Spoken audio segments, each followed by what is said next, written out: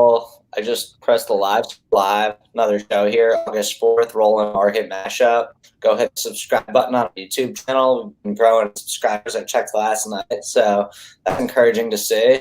And yeah, I mean, yesterday it was a nice broad rally. It felt like, to me, the beginning of the euphoria stage, which, for anyone that doesn't know, is basically the state in the market where everything you buy seems to turn green. The market seems to suck every dollar that you have into investments before it ultimately corrects. And it usually lasts for days before you even realize that there's any sort of turmoil. But then waking up, the market looks like it wants to give some back. So maybe it's not actually in that stage at all. Maybe yesterday was just a solid day. Obviously, it's anyone's guess where the market goes from here. There was a lot of interesting things going on yesterday. I mean, every stock that we really bring up on this show is just rallying hard. And curious to see if you guys made any plays yesterday or just what you thought of the action. Dad, what are you looking at today? And what were your overall thoughts about yesterday? Yeah, well, I think a lot of yesterday's move in Microsoft was off of this TikTok story, and they're going to give back a little bit today because Trump opened his mouth, and now everyone's trying to figure out if the government's trying to get some money out of this. And then when Trump opened his mouth, China had a reaction to it. So this is not going to be a simple transaction, and I'm not sure that Microsoft will continue to even bother if it's going to get complicated. So there'll probably be some retracement there. British Petroleum came out with their earnings and decided to cut their dividend in half, which was kind of well advertised, and the stock, the market likes that because they were spending too much money on the dividend. The stock's up about $1.50. Yeah, there was a big turnaround in Boeing yesterday. I guess the FAA decided to put out their guidelines to get the 737 back, and the market just liked that there's a path now. So that stock actually, from the bottom, I think it moved 10 points, quietly with everything else going on in the market. Very quietly. Yeah. And Apple is still, the bellwether for the market in the last few days. And it gave back 10 points yesterday from the high, but still closed fairly well. And there'll probably be quite a bit of back and fill kind of thing there. I don't think it's running away at this point. And your take two had great numbers. Yeah, I was going to bring them up. I know we talk about them a lot on this show. Take-Two absolutely crushed their earnings, which is no shocker. I mean, Mike, I know you're big on Activision. I'm sure that means they're going to crush their earnings too. It just seems like that sector in general is having, they were meant for this type of moment. And the CEO of Take-Two, he'll be on Mad Money tonight, but he came on CNBC about a month ago and said that their numbers were over 100% above their quarter projections. So, that kind of helped their stock trade up into earnings. And then obviously they had good earnings. They look like they're going to open up $7-8. There was a point last night where they were up like 11. So it'll be interesting to see if they can get to 180 today. Yeah, and Activision, I think, is up almost 5% before their earnings. Just on the news in general. Yeah. And then APT, massive day yesterday. I sold a lot of my position. Now I'm just hanging on to a little going into earnings. I don't like really keeping stock that I'm swing or day trading into earnings, but beyond neat, big day yesterday. And they have their earnings today. I wasn't sure if that was before the bell or after the bell. They're going to dominate. I don't know what after the bell. Whenever that is.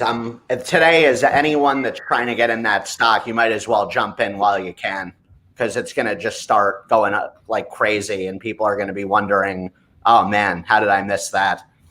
They had a Sam's Club expansion partnership announced, and something else came out with them. It's just obvious. The writing's on the wall. It's always good to bet on progress in the world. And Beyond Meat is a story with that for the environment and for health purposes. So any way you look at that narrative, it's not a fad. It's here to stay. And they have competition, but they're the only legit, in my opinion, company in that sector that has legit ingredients. Like if you look at Impossible, their biggest competitor, their ingredients are suspect. And I've tried both. There's something off with that stuff. Well, yeah, it'll be interesting to see what happens there. And then another stock that I've been talking about a little bit on here, it had a monster day yesterday, and again is opening up big before hours, is LiveX Live, which is LIVX. They obviously have their earnings coming up, and it's obvious that there's people trying to pile into the stock before earnings. It's one of these small cap stocks that, you don't really know what they're going to do, but I brought them up a little bit yesterday. Their average consensus for their stock target price is well above where it's at now. They've formed a lot of interesting partnerships over the last month with people like Pitbull and different big-time concerts for live streaming. And it seems like they're a company that caters well for this moment. And even when this moment is over, it seems like live streaming is a trend that's not going away. Dad, I see that grin on your face. What are you thinking about when you look at that stock? No, I just saw Mark Roberts sent me a picture of the three of us. I guess it was one of the earlier shows, and circled the hat. I was grinning at that. Yeah, Bob's rocking the DDTG hat. Yeah. So David Trader Global. Yeah, he liked the other hat. Whatever. Yeah, so that'll be interesting to see what happens there. And yeah, I mean, look, as a whole here, what are we looking at in the market? Is there anything you have your eyes on today, stock-wise or just sector-wise as a whole? I know, Dad, you always talk about the banks and how they really need to participate in the rally for it to be legit. Obviously, the banks have not done that. If anything, they're showing the complete opposite story. And I wonder if you look at the banks and you think to yourself, is there something going on behind the scenes that the market's I think what the banks are telling us is that this problem with the virus is going to be long lasting and lots of bankruptcies, and it's going to cost them. There's no yield curve, which the banks need to make a lot of money. And there's talk of negative rates. There was one guy on CNBC yesterday mentioning it. So those are all negatives for the banks. And it's actually amazing that the stock market can rally so hard without them. But it's basically been doing that. So at some point, it will give out, because I don't think it could sustain itself without some kind of correction. We'll have to see. Either the banks participate or there's a correction, which the banks have been given every chance to participate in this rally, and they refuse to. And anytime they look like they're going to whatsoever, it turns into just a massive fake out. Let me ask you, do you think there's something not going on, but just do you think it's almost a red flag when you see a stock like Amazon down yesterday? Not at all. I mean, I think Amazon's had a huge run. I think there was a certain number of people that were in Amazon that probably decided they should put more money into Microsoft and Apple. That they were too heavily weighted there. There's nothing wrong with Amazon. We all know that. It's just at what point do you take off a little bit and put it in names? You don't take off anything. Their demographics, just like ours in our business. When you look at, I read something this morning even with their expansive demographics with the older populations, and we've seen it in our business. No, I think the company's fantastic, and you have 1 or 2 days where it drops. You scoop more. I don't think you get rid of a position. Dad, I think there's something we need to tell our viewers here. I've talked to Dan offline about this. There's something to be said for an age group you're in, for taking profits off the table with stocks that are just going to keep going up. It's kind of like taking 2 steps back. Hold on. So Dad's defense, I asked him if he thought it was concerning Amazon was down, and he was just saying why he thought Amazon was down. He wasn't saying he was selling Amazon. He was just saying Dad likes to take some profits off the table. Well, I'm totally out of Amazon now. I had it for a long time, and I'm just waiting for mid-20s, like 2,500, 2,700. That was my next entry level on Amazon. And I still think you'll see it. And I also think you'll see Apple much lower, but I don't know what's going to occur to get those corrections in there, but it's bound to happen at some point here. Yeah, let's be real. I mean, Mike, we could attest to this. We've been doing this since 2015, 2016, and anytime there's a massive correction, you have no idea it's going to happen, and it normally comes from and then it goes up again. Well, at some point, I mean, look, if you're long term in Amazon and have huge profits, then you got to consider waiting. Just waiting it through and keep that position for the next 10 years. 40% taxes. So it's taxes are going up next year on capital gains. You could be almost sure of it, or the year after. So given that, you may want to take something off this year. I might sell all my stocks then and throw them into altcoins.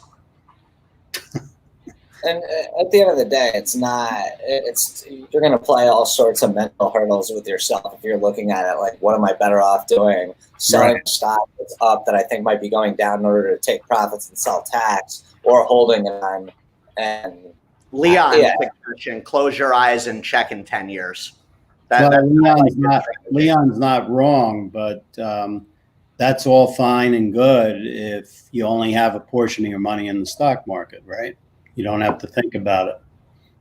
But if you're depending on all the money you have in the stock market, that's a problem in itself. If you're depending on all the money you have, and then you're not making enough money outside of the stock market. So that's, again, I don't look at that as a thing. There's an old saying, it's not how much money you make, it's what you do with it. Yeah, that's a saying for people that don't make enough money. I don't agree with that at all. I hate that saying. Well, I mean, look, there's some people that are playing the market and they're full-time, trader brokers, and their living comes from the trades they make in the market. So they're looking at it like every day they need to be actively managing the money because that's how they're making their money. But so that's day trading. We're talking about long-term anchors. That's But I think people who are in this market, or they can be in the market short-term, long-term, swing trading, day trading. There's all types of situations going on right now. But I don't disagree with Leon. I think he's right. If you go on vacation for 10 years and come back, there's a good chance that a few of your names are going to be up tremendously. There might be a couple that are completely gone. Who knows? I mean, so what are your thoughts on Disney's earnings today? Because they report after the bell, and they've been kind of really underperforming if you look at just their year-to-date chart compared to, let's say, like a Netflix. Obviously, this is a tough environment for them with the pandemic, and they've kind of had to put a halt to just coming out with new production. And I heard someone this morning kind of talking about how they missed, I don't want to say missed the ball a little bit, but when you look at all these young kids and you look at how obsessed they are with TikTok and how Disney is not even in the conversation to possibly acquire TikTok. It's all about Microsoft. They were kind of saying, Disney's kind of missing the ball on that younger demographic. And I didn't even really think of the connection of how TikTok could kind of be an interesting play for Disney. But just curious to hear your guys' thoughts on Disney as a whole right now with everything going on, going to earnings and just moving forward in general. Are you a buyer, holder, seller? Really tough. Disney is a stock that will do well when the vaccine is proven, right? And, until then, it's speculation because they cannot make the kind of money and grow unless this thing is under control. They just can't do it. And the movie side, their content side, I don't think is enough to have the stock in a growth mode. Yeah, I think it's their first quarter losing money in a very long time. I think they lost a lot of money this quarter, and that's what they're going to report at the close. And I think it's going to not necessarily shock people, but just reaffirm the environment we're in. Mike, what are your thoughts? I think Disney is one of those situations where I'm with you. I think they did miss the boat during all this to not be, and maybe they are thinking about things internally, but they need to be thinking of a live stream play of some kind here for entertainment for young people. And I don't know if TikTok is something that they can make sense of with their management structure currently, because keep in mind, those types of acquisitions, they come with needing somebody in charge of funneling that to make sense of their model. Yeah, but you could hire someone. Yeah, you could, but they might have different plans right now. I definitely think this is if you want to be a Disney holder long term, you can't really have a better opportunity than with so many unknowns. It's probably a good time to jump on it. Yeah, but you know what? With all the political stuff about TikTok, I don't think Disney would take a chance with it because they're in China. So that could screw up what they're doing. That's why this whole thing is like a time bomb. You just don't know. I'm wondering if Facebook just figures out a way to finagle their way in here. They won't do it because of the antitrust. I don't know about that. What antitrust? I don't see that happening, but who knows? Let's. I think Snap should be good today based on all this latest TikTok. I would not touch that stock. They said they're doing a TikTok type thing. I don't get what Snap brings to the table for an investor. Well, look, at the end of the day, I think that if you were to go and talk to a 16 or 17-year-old, just like people our age are Facebook and Instagram, people that age are TikTok and Snap. There's not young people are on Snapchat, just like they're on TikTok. I know, but their advertising, I think, have fallen on deaf ears. I think they've done a horrendous job with being able to showcase any type of clout for companies. Look at them. Yeah, I mean, I look at them as a similar play as Twitter in terms of, if they could ever really figure out how to improve their revenue and how to improve I think Twitter is way more of a funnel to make money than Snap. Snap is up against Facebook, and they don't have a distinguishing factor. What separates Snapchat right now from Insta Stories? Like I said, they have the younger generation using them, and Facebook doesn't. So that's they do. Facebook, everyone's on Instagram. Not really anymore. If you talk to younger people, kids in high school are not on Instagram, they're on Snapchat. So let's talk about Plug for a second, because I know that's a stock we talk about a lot on here. Do you think yesterday was just people covering shorts heading into earnings, which this week? I mean, that stock went up. They got an order and in Europe, in the UK, and that kind of set everybody off into a new realm of excitement. And the electric car stocks were going crazy yesterday. They're still going crazy today. And they seem to put Plug in that same category, even though it's not an electric car company. I'm short. I started shorting it in the low 8s, averaged up. So I'm losing right now, but I'm kind of confident that we'll see the low 8s again. But it had a tremendous day yesterday. It was up about almost 20%. We're in that headline era. That's why you got to be careful with those types of momentum movements off of just, something pops on another sector, and they just get engulfed in it. And I think the reality when their earnings come out will help the stock get back to a normal level. But you never know what they'll say. So you run the risk that they can have another pop up if they make some lofty projections. Is the main reason behind you shorting it because you look at they've just been running up like crazy since they were a $4 stock and the insiders were selling it in the mid-5s? Or is there something else that you're looking at? No, I just think I started trading this stock and I got very comfortable with it, both from the long side and the short side. So I know how it trades, and I feel like I have an edge in playing it. And just because I know the stock, it gives me more confidence to play the short side. And we'll see. I could lose on this trade, no question. Is there a spot where you'd look to cover the short? Or you just I think if it breaks through the old high of 10.5, then I got to get out of this thing. But I'm not playing it for 30 cents or 40. I'm looking longer. You're playing for like a full $3-4. Yeah. Yeah. So I opened up that short going into close yesterday, like right at like about 2 minutes before close. I opened up a short position on it. Yeah, and the other thing I looked at, the volume when it went to 10.5 a few weeks ago, I think it was over 80 million. So even yesterday, when it had this 20% move, it was, I think, under 30 million, which is still ridiculous volume for a company like this. But yeah, that's why I'm playing that one, mainly because I understand and know it. Doesn't mean you can't lose money.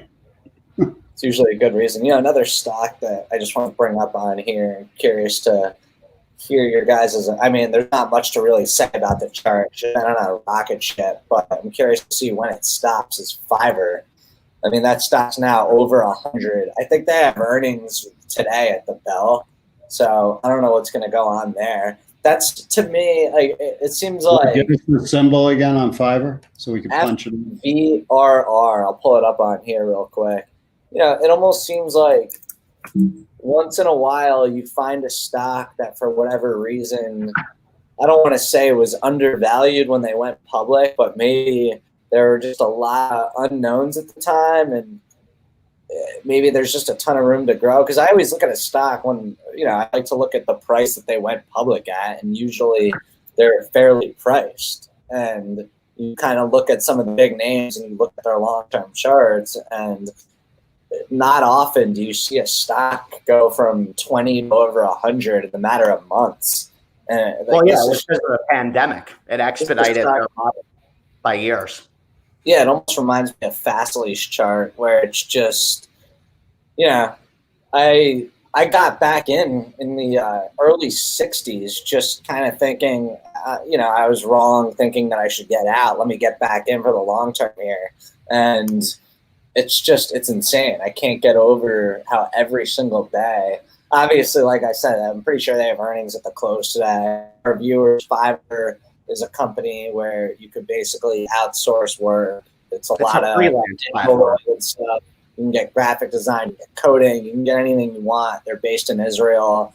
The original name came from Fiverr. You spend $5 on a task. Now you could obviously spend tens of thousands getting high quality animated videos made or whatever you want.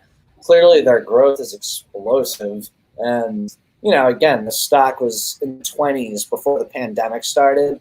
And I don't think it's going to go back down to the 20s, but it's definitely in no man's land up here, I think. Right. I mean, I look at the chart and I could not possibly enter that unless it was back in the mid 80s, at least for starters.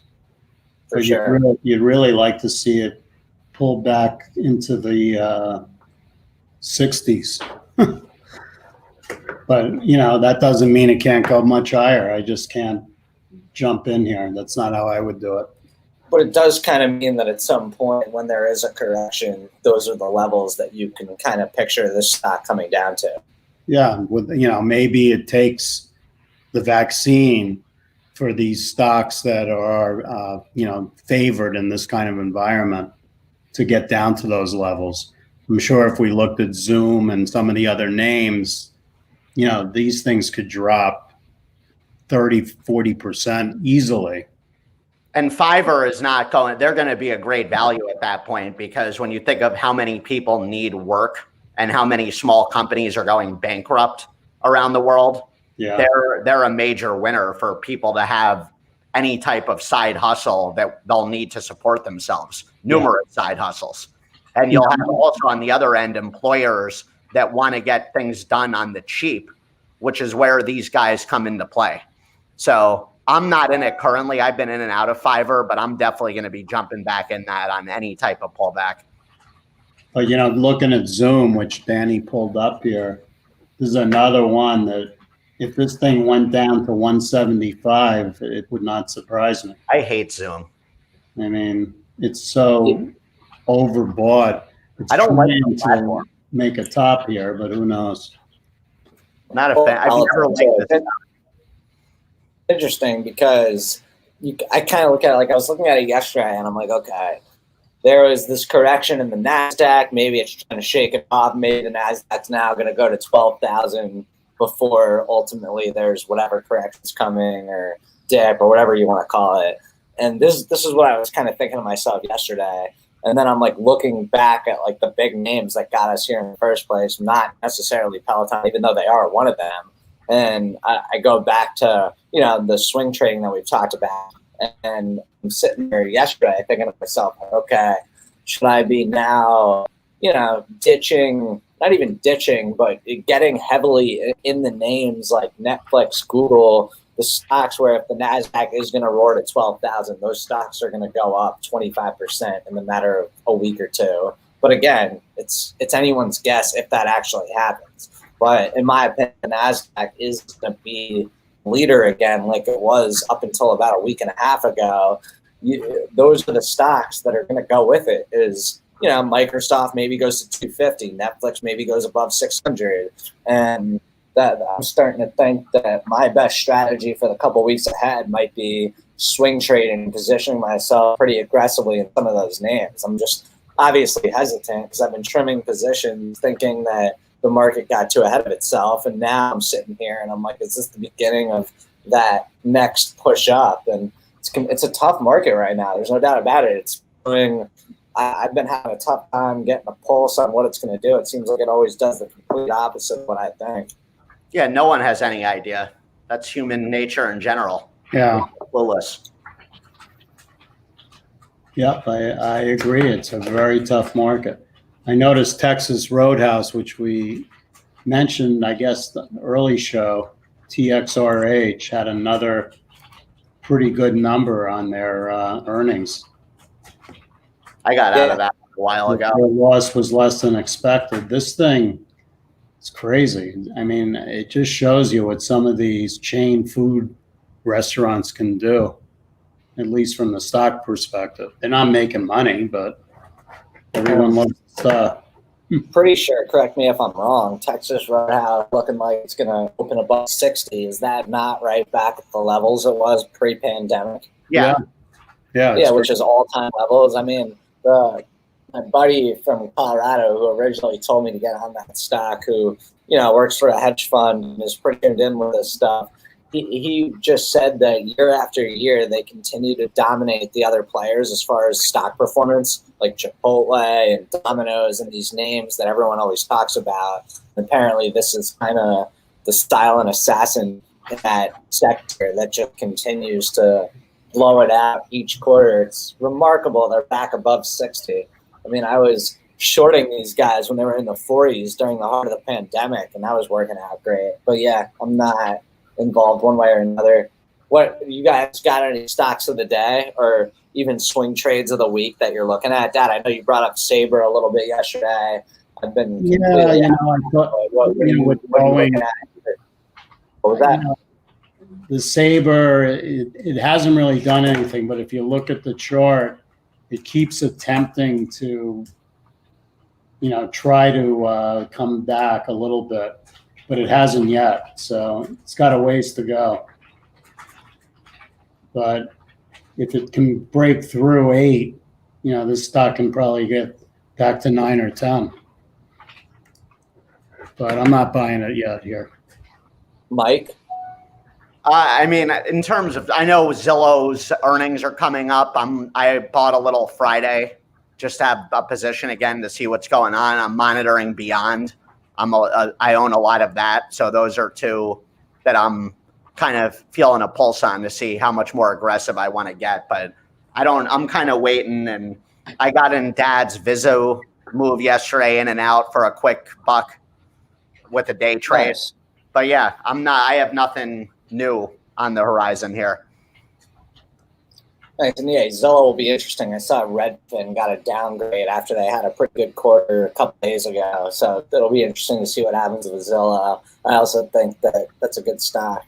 Zillow got a downgrade too. So yeah, I mean, look, I've been continuing to play APT and now this LIVX stock. Yesterday I was talking about Pinterest. They had another absolute field day. Yeah, I Pinterest think. is a good stock, I think, to jump on now if you don't even own it, because that's going to keep going way up with their demographic and their expansion. Yeah, I love the stock. I was just going to say I would at this point wait for a little pullback, but look, long term, I think I think those guys are on the verge of another huge push up. I don't even think there's much of a pullback coming there. I think they're in uncharted territories, and they're a social media stock, and they have women. They're women driven. When you really look at Pinterest and how much they're growing, looking at that earnings, it's extremely sexy. I think that's one of those rare exceptions of a situation where even though they've run up a ton, I think they're going to run up way more. I'm actually that is my stock I'm buying today. I'm not waiting for pullbacks here because I think these guys are on an absolute tear, and they're going to be for years on a tear on a whole nother level. Yeah, I mean, look, I love the company. It looks like it's going to have a little of a pullback today. I will say that yesterday I was looking at just their annual RSI, and they definitely are. They need to pull back a little bit. There's no doubt about it. They're above 80. It could only stay up here. Oh, RSI was above 80. Yeah, for like the annual one, which means it really, when you see the yearly RSI get above 80, it's usually it could only stay up there for a matter of days before there's some sort of pullback. But the pullback could be small. It could be what we're seeing today. Yeah, so nothing. We'll say. Yeah. So, all right. Well, let's hopefully see another strong day here in the market, and I will talk to you guys later. Bye.